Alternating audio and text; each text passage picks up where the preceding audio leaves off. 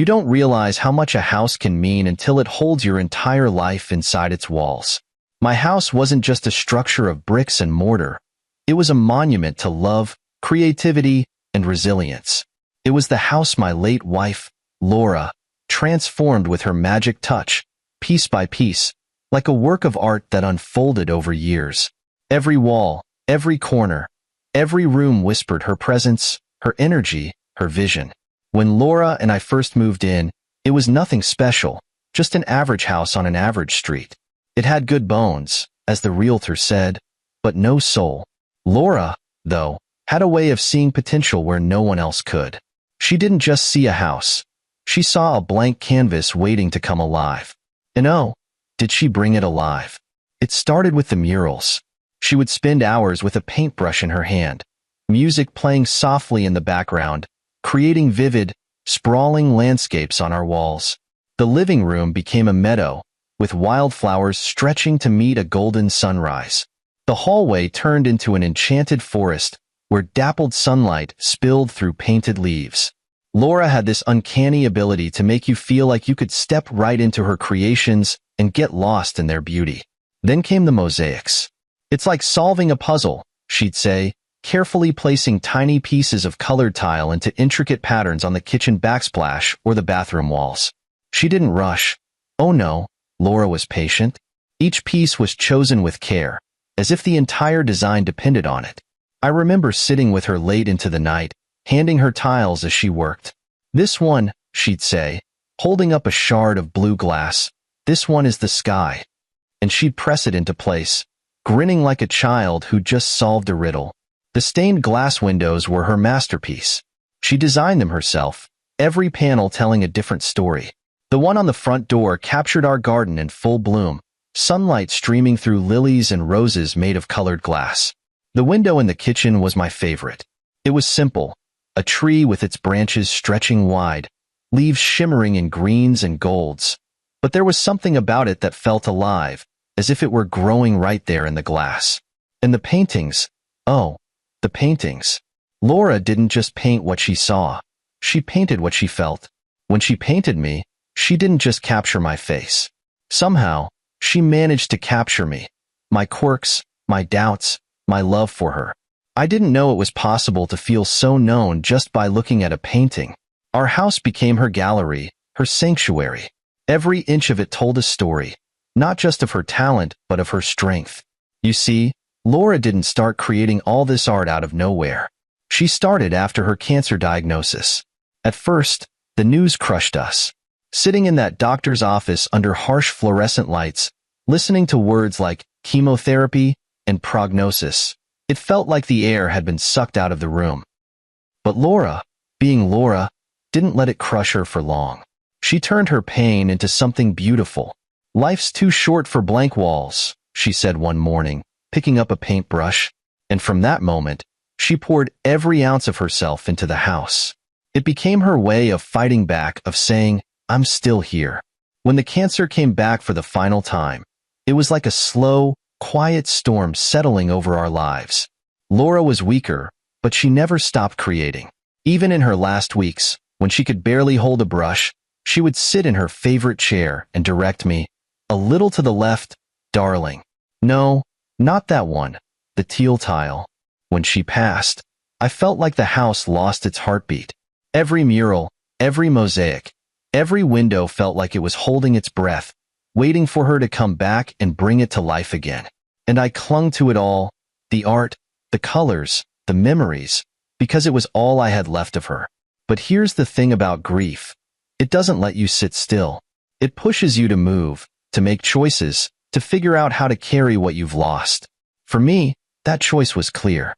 I would keep the house exactly as Laura left it, as a tribute to her. At least, that was the plan. I didn't know, back then, how life had a way of unraveling plans. I didn't know that new people could come into your life and try to rewrite your story. And I didn't know just how far I'd have to go to protect the one thing that mattered most to me, the legacy of love and beauty Laura left behind. But I was about to find out. You'd think after losing someone like Laura, I'd never let anyone new into my life. And for a while, that was true. I didn't want to move on. I didn't even know what moving on meant. I wasn't trying to fill the void she left behind because I knew no one ever could. But grief doesn't work like a checklist. It's messy, unpredictable, and sometimes it makes you take a step you never thought you'd take. That's how Sarah entered the picture. It started with a grief support group. My daughter, Kimberly, practically begged me to go. "You're not dealing with this, Dad," she said one evening, her voice tight with worry. "You're just existing." Mom wouldn't want that. She wasn't wrong. I was going through the motions. Wake up, work, come home, repeat. The house felt empty without Laura, even though it was still full of her. So, I went. Wednesday evenings in a tiny room at the community center, where a group of strangers sat in a circle and spilled their hearts out. That's where I met Sarah. She wasn't the first to talk. She waited, listened.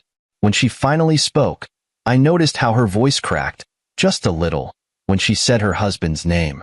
He died in a car accident a year earlier, leaving her with a college-age daughter and a world of uncertainty. We started talking after meetings.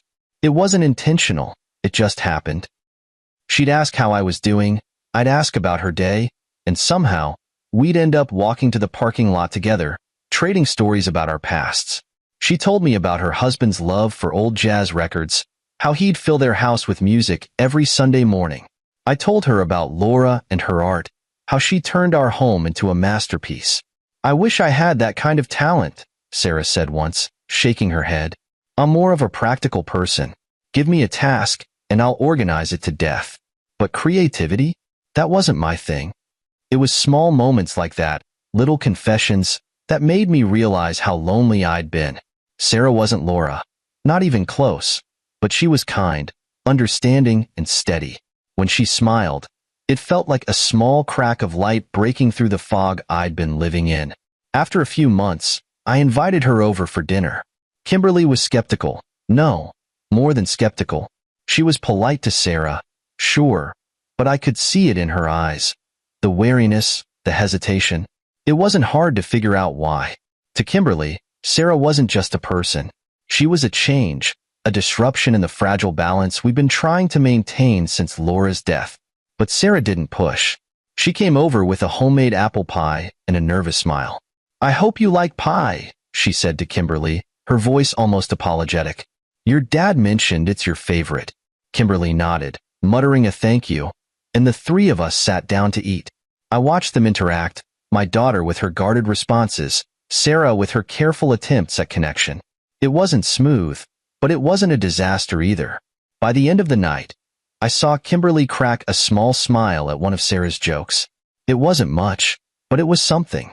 Our relationship moved quickly after that. Maybe too quickly, I don't know. When you've already lost the person you thought you'd spend your life with, you don't waste time. 6 months later, I proposed. It wasn't a grand gesture, no fireworks or romantic speeches.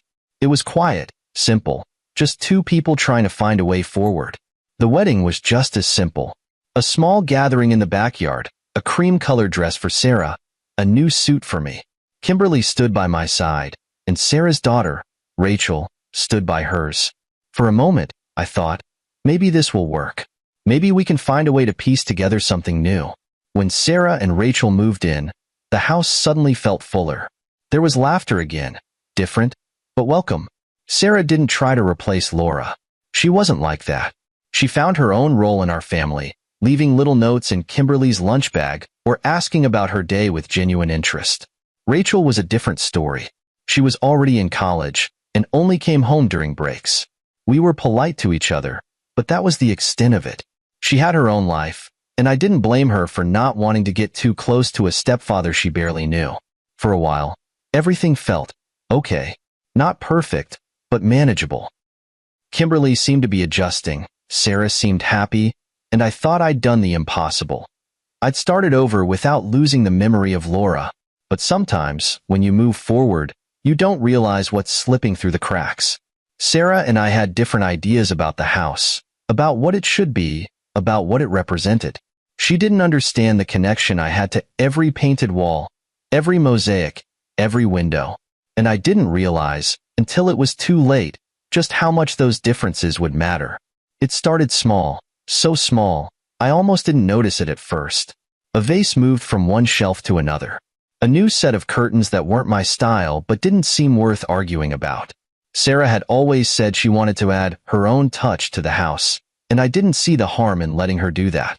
I wanted her to feel like it was her home too, even though, deep down, I knew it could never really be anyone's but Laura's. But the changes didn't stop at curtains and vases. They started creeping into places I hadn't expected, places I wasn't ready for. One day, I came home to find her standing in the living room, a paint sample fan in one hand and a roller in the other. "I was thinking we could brighten this up a little," she said, flashing me a smile. "Something neutral, maybe a soft beige or taupe. These bright colors are a bit overwhelming." I froze, staring at the mural behind her. The meadow Laura had painted with wildflowers swaying under a golden sunrise. Overwhelming? That mural was the heart of the room, the first thing Laura had created when she decided to turn the house into her sanctuary. "Sarah," I said carefully, "I don't think that's a good idea. Laura puts so much of herself into these walls. It's not just paint, it's part of her." Sarah's smile faltered for a moment before she recovered. "Of course I understand," she said lightly, but there was an edge to her tone. It's been years, Robert. Maybe it's time to start fresh." I didn't want to argue, so I let it go. But something about the way she said, "start fresh," gnawed at me. A week later, I came home to a surprise I wasn't prepared for. The mural in the hallway, the one Laura had painted to look like an enchanted forest, was gone. Painted over. Just like that.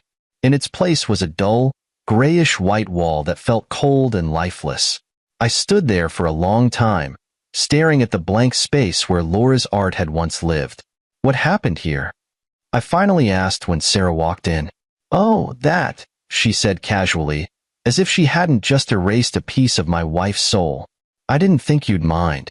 It was looking a little worn, and I thought a clean slate might be better." Better. That word echoed in my head, mocking me. I didn't know how to respond. Part of me wanted to yell, to demand an explanation, but another part, the part that didn't want to rock the boat, held me back. "It wasn't worn," I said quietly. "It was fine the way it was." She gave me a patronizing smile, the kind you give a child who doesn't understand why they can't have candy for dinner. "Don't worry, Robert. We'll make it look amazing. Trust me." I didn't trust her, not when it came to this. Over the next few weeks, the changes kept coming, each one chipping away at the house Laura had built. Sarah replaced the kitchen backsplash, one of Laura's mosaics, with sleek white tiles. "It's more modern," she explained, as if that was supposed to make me feel better. She removed the stained glass panels from the front door, claiming they were too fragile and not energy efficient. And every time I tried to push back, she'd brush me off. "You have to stop clinging to the past," she'd say. "It's not healthy. Laura wouldn't want you to live like this." But she didn't know Laura. Not really. If she had, she would have understood that the house wasn't just a house to me. It was Laura's legacy. The breaking point came when Kimberly came home for spring break. I hadn't told her about the changes because, honestly, I was ashamed. I should have stood up to Sarah, but I didn't, and now it felt like I'd let Laura down. When Kimberly walked through the door and saw the living room, I could see the shock on her face. What happened?" she asked, her voice trembling. I didn't know how to answer her. Before I could say anything, Sarah appeared, wiping her hands on a dish towel. "Oh, Kimberly, do you like it? We just finished the remodel last week." "Like it?" Kimberly's voice rose. "You painted over Mom's mural?" Sarah's smile wavered, just for a second. "It was time for a change," she said firmly. "I know it's hard, but you'll get used to it. The house looks so much better now, don't you think?" "No," Kimberly said, her voice sharp. "I don't think that at all." For the first time, I saw my daughter's anger, raw and unfiltered, and it was a mirror of everything I'd been holding inside. "Dad," she said, turning to me, "did you agree to this?" I hesitated, guilt twisting in my chest. "It's complicated," I said weakly. "No, it's not," she shot back. "This isn't just a house. It's Mom's house, and you let her destroy it." The words hit me like a punch to the gut. She was right. I had let it happen, and as I stood there, Staring at the blank walls and the ruins of Laura's legacy, I realized something had to change. I just didn't know how far Sarah was willing to go, or how much more I'd lose before I found the strength to stop her. I should have seen it coming. All the little warnings had been there. The subtle dismissals, the casual changes, the way Sarah always talked about the house like it was something broken that needed fixing. But I didn't see it, or maybe I didn't want to see it, until it was too late. The day it all came crashing down started like any other. I'd been working late, trying to avoid coming home to see what new improvement Sarah had made to the house. But that evening, when I walked through the door, I felt it immediately. Something was off. It wasn't just the sterile, beige walls that used to be covered in Laura's murals, or the missing stained glass windows. It was the noise. Voices, laughter, the sound of someone banging around in the kitchen. Voices that didn't belong to anyone I recognized. I dropped my bag by the door and followed the noise to the source. There, standing in the middle of what used to be Laura's art studio, was Rachel. She wasn't alone. A man, who I quickly deduced was her boyfriend, was helping her unpack boxes. "What's going on here?" I asked, my voice sharper than I intended. Rachel looked up, startled, but quickly composed herself. "Oh, hey, Robert," she said casually, like this was no big deal. "We're just moving a few things in. Mom said it was okay." "Moving a few things in?" I repeated, my voice rising. "This isn't a storage unit. This is Laura's studio." Rachel rolled her eyes. "Was Laura's studio," she corrected. "It's just a room now, and we needed the space. Mike and I are going to be staying here for a while." Staying here? In Laura's studio? The words hit me like a slap. I turned to Sarah, who had appeared in the doorway with that ever-present dish towel in her hands. "You approve this?" I demanded. "Robert," she began in that patronizing tone I'd come to hate. "We talked about this. Rachel is family, and family helps each other. She and Mike are having a baby. They need the space. You let them take over Laura's studio without even consulting me?" I asked, incredulous. "This is my house, Sarah. You can't just make decisions like this behind my back." Her expression hardened. "Your house," she shot back. "I thought this was supposed to be our house. Or is this just about clinging to Laura again?" The way she said Laura's name, like it was a burden she had to bear, made my blood boil. "This isn't about clinging to the past," I snapped. "This is about respect. That studio meant something to her, and to me. You had no right to do this." Sarah crossed her arms, her voice dripping with condescension. "It's just a room, Robert. Don't be so dramatic. Besides, you're never in there. What's the point of keeping it the way it was?" Before I could respond, Rachel chimed in. "Honestly, Robert, it's not that big of a deal. You should be happy we're here. We're making this house feel alive again." Alive? This house had already been alive. When Laura was here, when her art filled every corner, when every tile and brushstroke told a story. Now, it felt like a stranger's home, a hollow shell of what it used to be. I wanted to argue, to lay down the law, but the words wouldn't come. Instead, I turned and walked out, slamming the door behind me. That night, I didn't sleep. I couldn't. My mind kept replaying everything. Sarah's dismissive tone, Rachel's entitlement, the way my house, Laura's house, was being systematically erased. The next morning, things went from bad to worse. When I went to leave for work, I realized I couldn't find my house key. I searched everywhere. My pockets, the kitchen counter, the entryway table, before realizing the truth. Sarah had taken it. Sure enough, when I tried to use my spare key to lock up behind me, it didn't fit. She'd changed the locks. I stormed back inside, furious. "Did you change the locks?" I demanded. Sarah didn't even flinch. "Yes," she said matter-of-factly. "You've been acting so erratically lately. I thought it was best for everyone's safety." "Everyone's safety?" I repeated, stunned. "Are you kidding me? This is my house, Sarah." Her eyes narrowed. "Is it, Robert? Because you sure haven't been acting like it. You're stuck in the past, clinging to someone who isn't here anymore. It's time to move forward. If you can't do that, maybe you should leave." For a moment, I was speechless. Leave?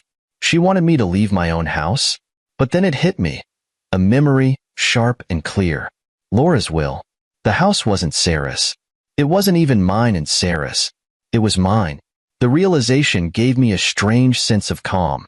I didn't argue with Sarah. I didn't try to convince her she was wrong. Instead, I walked out the door, knowing exactly what I had to do. It wasn't over. Not by a long shot. When I walked out of the house that day, my mind was racing. I had never felt so angry, betrayed, and oddly determined all at the same time. Sarah's words kept ringing in my ears. Maybe you should leave. The audacity of it. She had turned my home, Laura's home, into something unrecognizable and had the nerve to suggest I didn't belong there anymore. But then, as I sat in my car, gripping the steering wheel so hard my knuckles turned white, I remembered something. Something important. The house wasn't hers. It wasn't even ours. It was mine.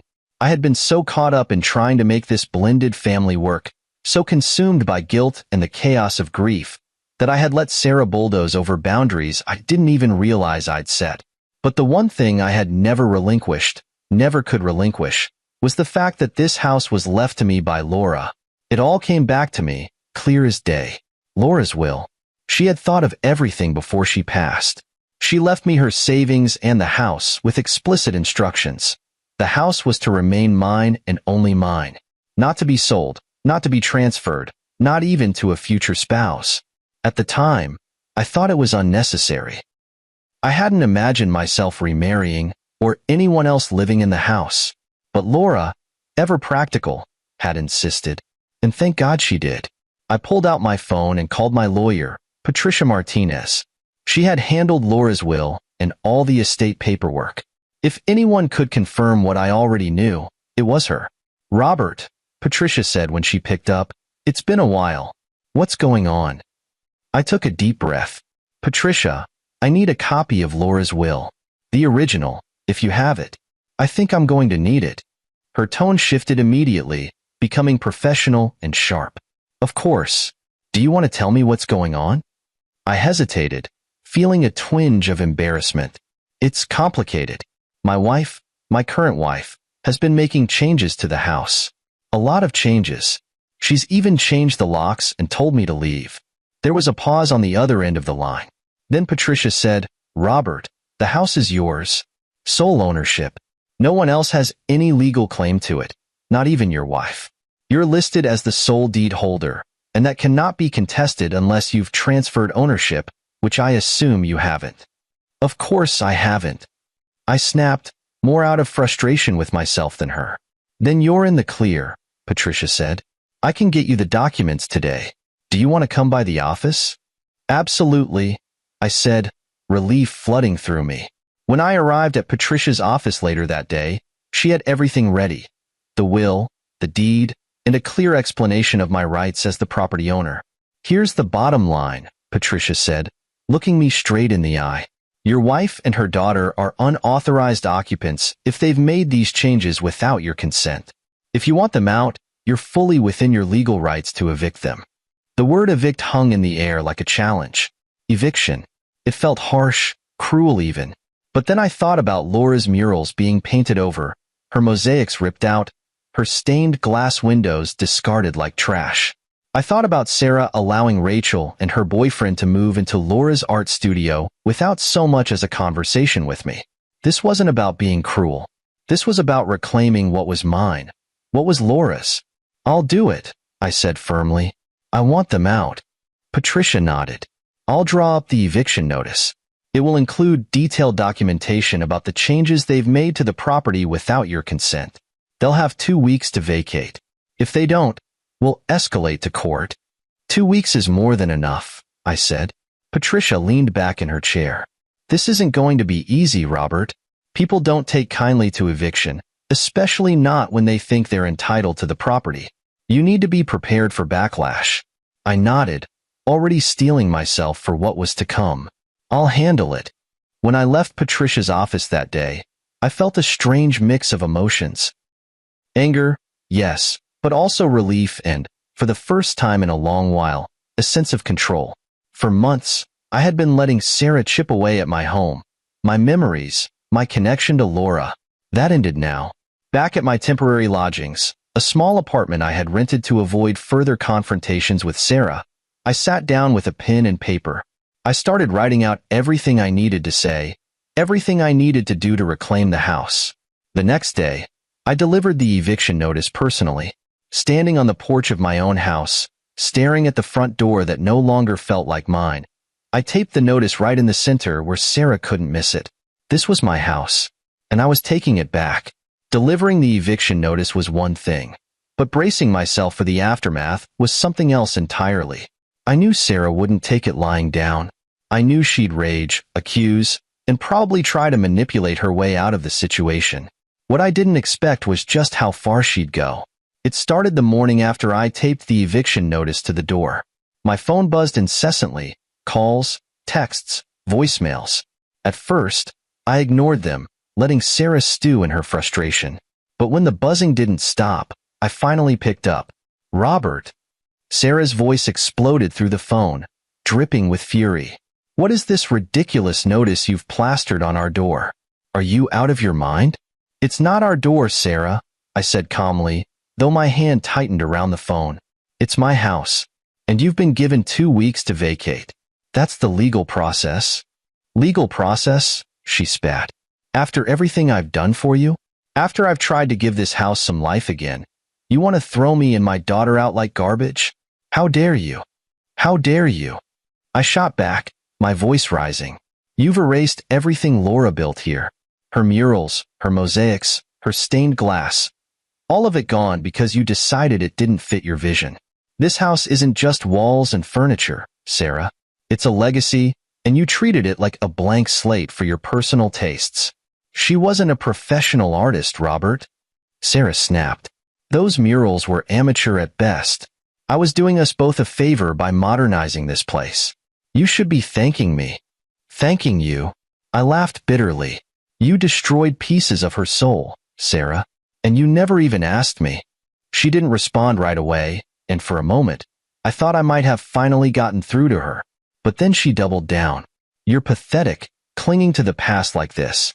You'll die alone with your precious murals, Robert, because no one can stand to be around someone so weak and stuck."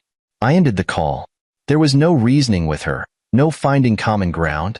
She crossed every line and then some. The next 2 weeks were nothing short of a war zone.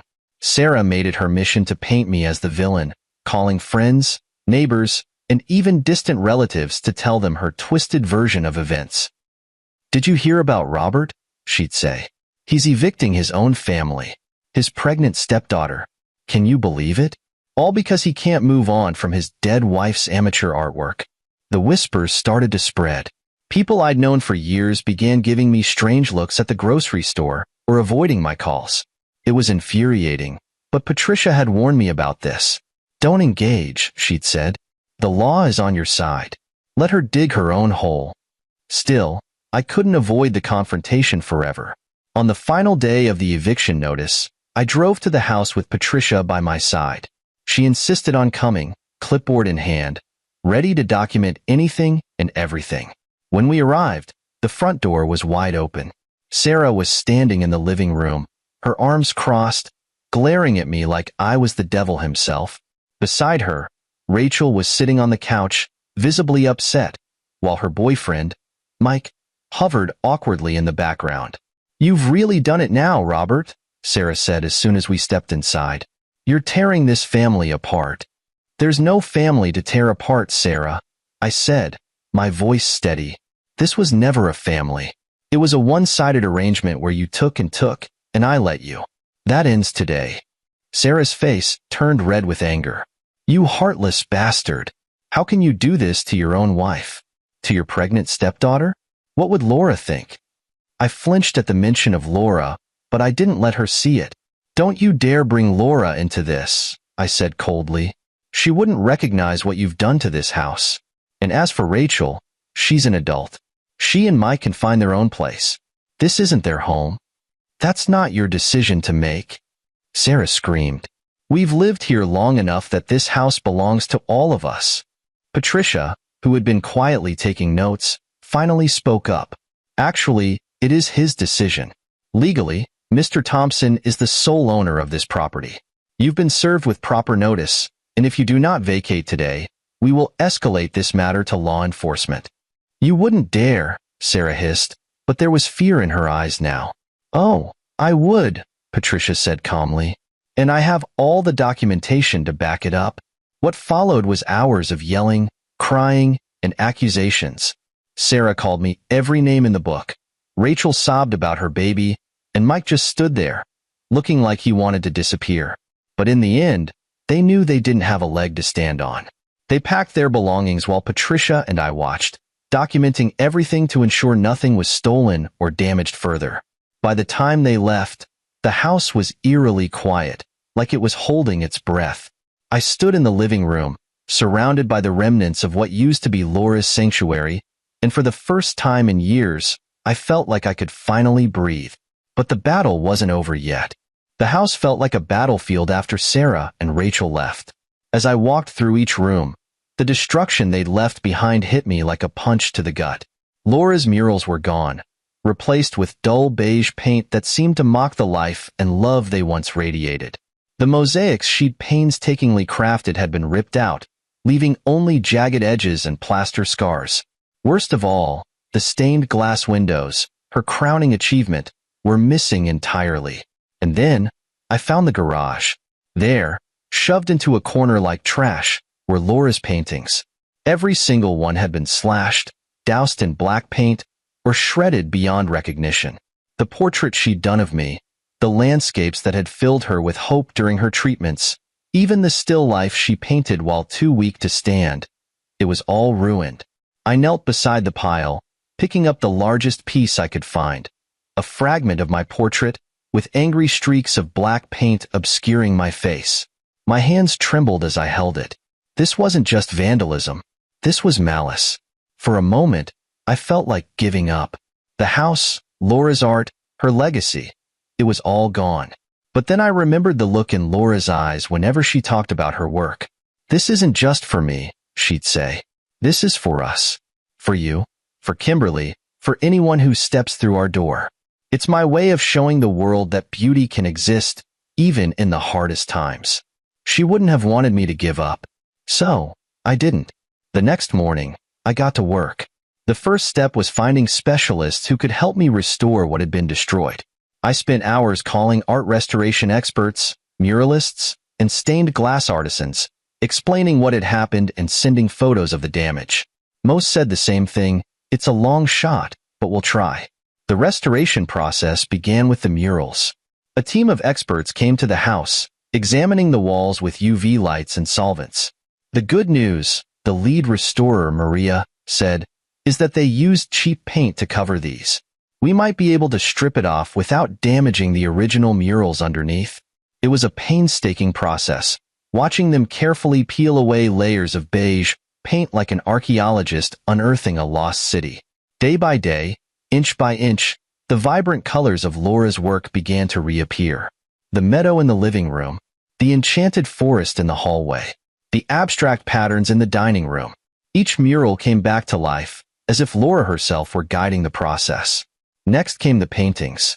They were in worse shape, but the restoration team worked tirelessly, using delicate tools and solvents to remove the black paint and repair the tears. Some pieces were beyond saving, but many, like the landscape Laura painted from her hospital room, were brought back to their original glory. The stained glass windows were a different challenge. They weren't in the house anymore, and no one seemed to know where they'd gone. But I refused to give up. I scoured local workshops, showing photos of the windows to anyone who would listen. At the fourth workshop, an older man named George studied the pictures for a long time. "These look familiar," he said finally, adjusting his glasses. "Wait here." He disappeared into the back and returned with a dusty ledger. "A few months ago, a woman came in with stained glass panels, said they were damaged and needed to be disposed of. I didn't throw them out, though. They were too beautiful to destroy." He led me to a storage room where the panels were stacked, dusty and chipped but still intact. My heart leapt.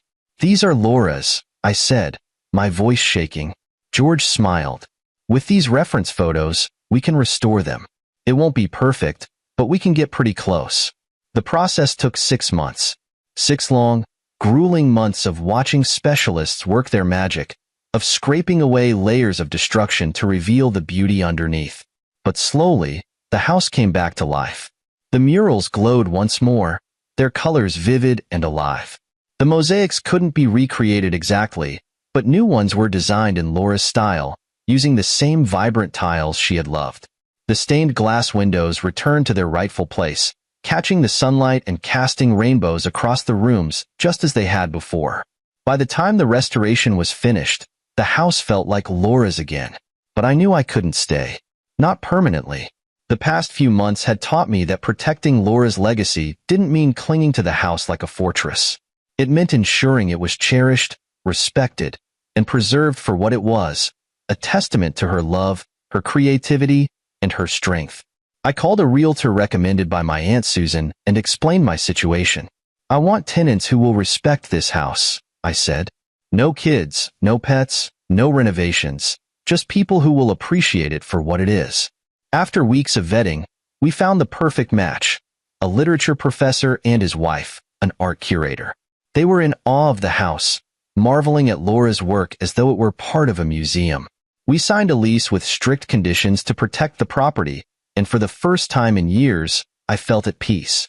The house was safe. Laura's legacy was safe. Standing in the restored living room one last time, I ran my fingers along the edge of the stained glass door. The house was alive again, just as Laura had intended. "I did it, Laura," I whispered. "I brought it back." And with that, I locked the door, handed the keys to the new tenants, and walked away. Not in sadness, but with the quiet satisfaction of knowing that some things, no matter how hard life tries to break them, can always be restored. Leaving the house for the final time felt bittersweet. It wasn't the sadness of goodbye or the weight of loss. It was the quiet realization that I had done what needed to be done. The house was restored, Laura's legacy preserved, and now it was in the hands of people who would treasure it as much as I did. The new tenants, a literature professor and his art curator wife, were a perfect match.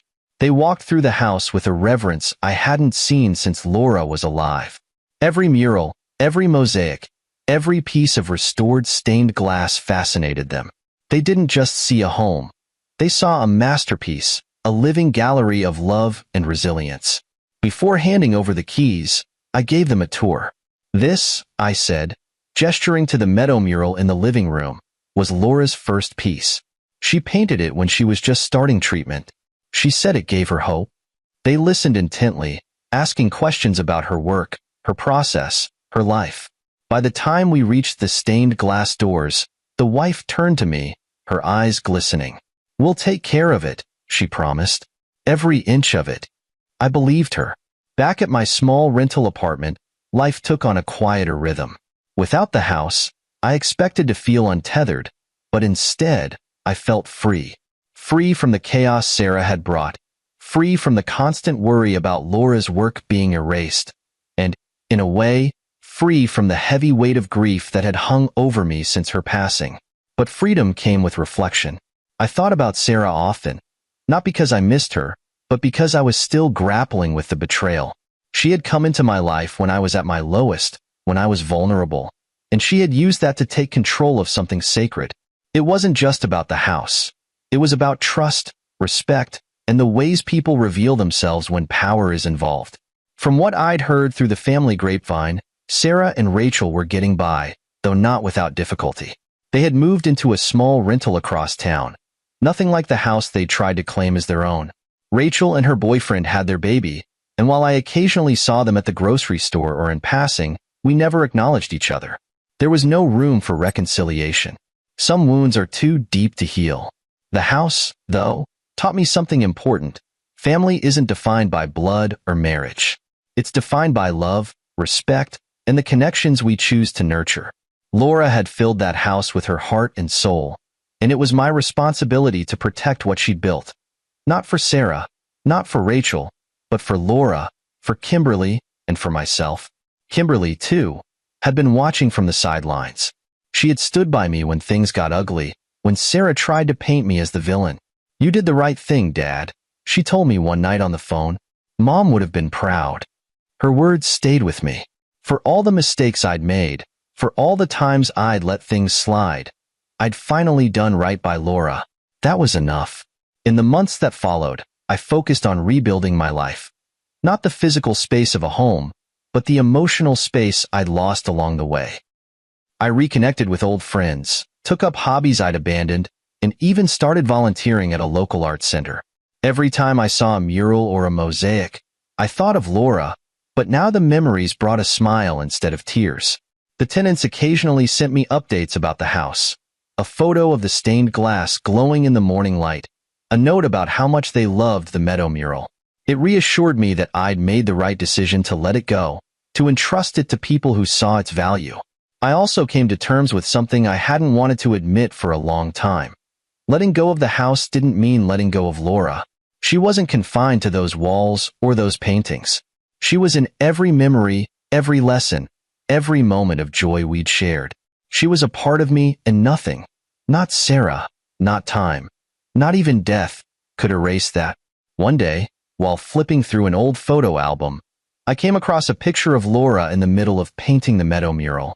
She had a smudge of green on her cheek, her hair tied back in a messy bun, and that look of quiet determination she always got when she was working on something she loved. I stared at the photo for a long time, then placed it on my desk where I could see it every day. "I did it, Laura," I whispered. "I kept it alive." And with that, I turned the page, literally and figuratively. The past was behind me, but its lessons and love were always within reach. The house had been a part of my journey, but now it was time to focus on the future. For the first time in years, I felt ready to move forward, not with sadness, but with gratitude for everything I'd gained, lost, and reclaimed along the way. And so, the house stood as a testament to Laura's legacy, a reminder that love, creativity, and resilience can outlast even the toughest storms. And as for me, I was finally free to start writing the next chapter of my story.